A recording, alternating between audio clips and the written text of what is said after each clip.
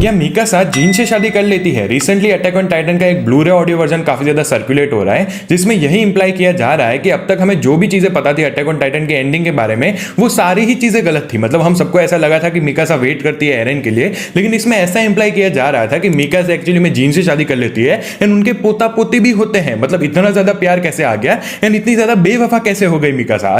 आरती शुक्ला, यही नाम है आपका?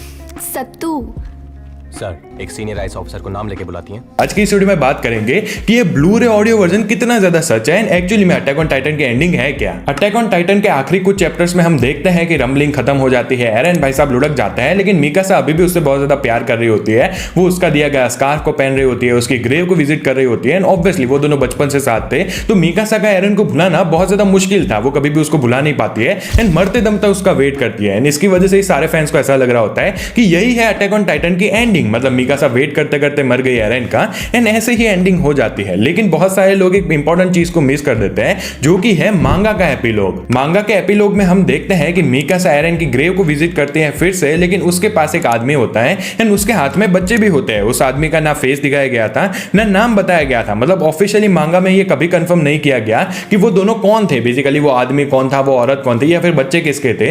एंड इसकी वजह से ये जो एंडिंग है ना बहुत ज्यादा एम्बिग्युअस लगती है। लेकिन तुम सोचने जाओ, इस बंदे की जो बॉडी डिजाइन है वो किससे मैच खा रही है? कोई हरामी बंदा याद आ रहा है? ये बिल्कुल अपने जीन भाई साहब की तरह लग रहा है। एंड तुम ये जो लड़की है उसकी हेयर स्टाइल को भी देखो, ये भी अपनी मीकासा के हेयर स्टाइल की तरह ही लग रही है। तो तुम सोचने जाओ ना, तो पहले से ही काइंड ऑफ इंप्लाई किया गया था कि ये जो दोनों कपल बनाए गए ना वो जीन एंड मीकासा ही है। अब इसके ऊपर बहुत सारे लोग ये भी कहते हैं कि अरे भाई ये तो एनी एंड आर्मिन भी हो सकते हैं, जो कि मीकासा की एंड एरन की ग्रेव को विजिट कर रहे हो।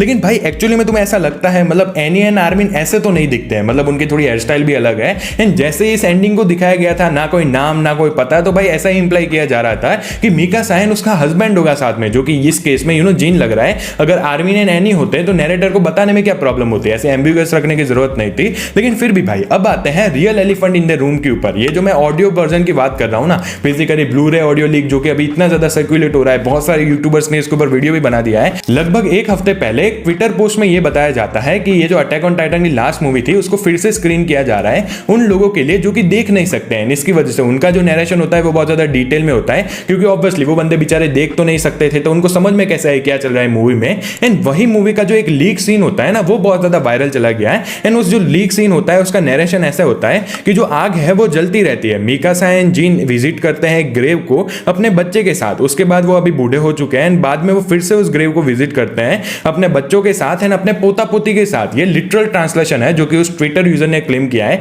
कि भाई ऑब्वियसली मुझे तो जापानीज आती नहीं, तो जिन बंदों ने किया है मैं उनकी बात कर रहा हूं। इसको देख के भाई कम्युनिटी हिल गई। मतलब पोस्ट के ऊपर पोस्ट आ रही है कि एरन तो बेवफा निकली, मेरा मतलब मीकासा तो बेवफा निकली, उसने एरन के लिए बिल्कुल वेट नहीं किया। तो क्या मीकासा बेवफा निकली? क्या अपने एरन भाई साहब का कट चुका है? तो इसका आंसर है नॉट एग्जैक्टली। मतलब अभी भी इस क्लेम को किसी ने वेरीफाई नहीं किया है, ना मापा वालों ने वेरीफाई किया है, ना कोई थर्ड पार्टी ने वेरीफाई किया है कि हाँ भाई ऐसी कोई मूवी चली भी थी अंधे लोगों के लिए। एंड भाई ट्विटर पे जो पोस्ट होती है उसको सीरियसली कौन लेता है भाई? अब मैं तुम्हें अपना ओपिनियन भी बताता हूं। तो देखो, अगर तुम गूगल भी करोगे या फिर मांगा की एंडिंग को भी देखोगे ना, तो ऐसा हैवीली इंप्लाई किया जाता है कि मीकासा ने एक्चुअली में मूव ऑन कर लिया था। यस, अपने एरन भाई साहब बिल्कुल भी नहीं चाहते थे कि मीकासा कोई और आदमी के साथ रहे। सुन मेरी बात, It's her choice. मीकासा भी शायद से नहीं चाहती होगी, लेकिन तुम सोचने जाओ, मीकासा एंड एरन ने ऑलरेडी बहुत सारे साल जी लेते हैं वो ड्रीम वर्ल्ड के अंदर, जहां पे बेसिकली एरन मीकासा को एक ड्रीम दिखाता है जहां पे वो ओल्ड एज तक जाता है, साथ में रहते हैं। तो काइंड ऑफ उसकी लाइफ एरन के साथ ऑलरेडी कंप्लीट हो चुकी थी। अभी रियल वर्ल्ड के ऊपर आते तो मीकासा क्या करती? मतलब उसके सामने इतने सारे साल पड़े थे, तो क्या बस वो वैसे पेड़ के नीचे बैठ के